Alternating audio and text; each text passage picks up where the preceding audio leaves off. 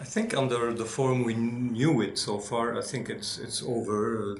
Probably it's over with the announcement of last week's Saudi Arabia and the United Arab Emirates forming its kind of coalition or a new axis.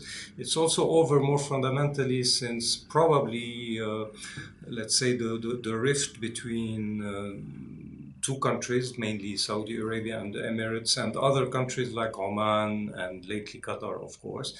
It is also over because I think its main function is today widely probably old-fashioned and etc. Now, what will replace it is still unknown. I think that what will replace it for a while is a period of flux between these two axes. Some countries are in between, like Kuwait and others. They are trying probably to keep equidistance between the two axes.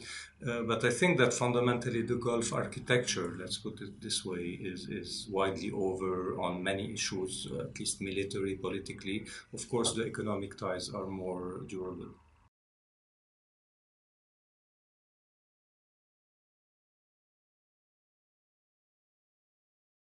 The risk of what's happening in Saudi Arabia is quite big. The opportunity is also big. I mean, what the Crown Prince is doing is a quantum leap or really a very bold move towards changing most of the structures of the country on the economic level, on the social level, on the cultural level, and on the political level.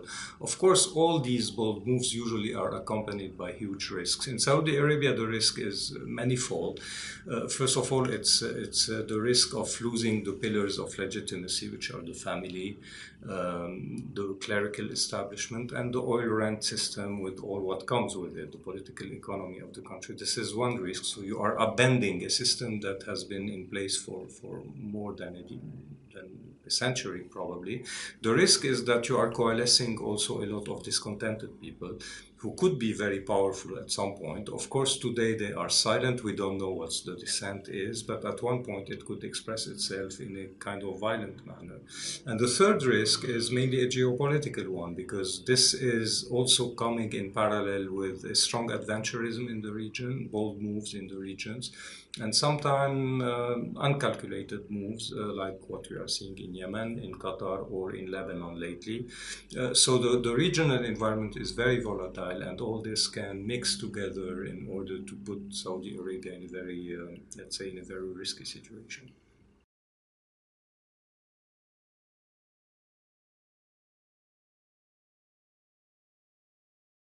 I think that since the election of Donald Trump, Riyadh mainly looks at Washington as a post-Obama place where everything bad was blamed on Obama, sometimes rightly, but now with high expectations that are probably over-expected. So probably Riyadh is expecting that with President Trump and his transactional, let's say, political culture, they could buy their influence into Washington. They probably perceive that Washington is only the Trump milieu and the Trump circle, which is not true, in fact, structurally in the US. They are probably betting on a very strong hostility towards Iran, maybe wrongly seeing that this hostility can translate into kind of war, proxy war, or direct war, which is not probably the case in Saudi Arabia, in Washington today. And also, they perceive that they have a window of opportunity today under the Trump administration in order to perfect some things that were really going, let's say, awkward with the Obama administration on many levels. So globally, they perceive now that there's a honeymoon again between the US and themselves.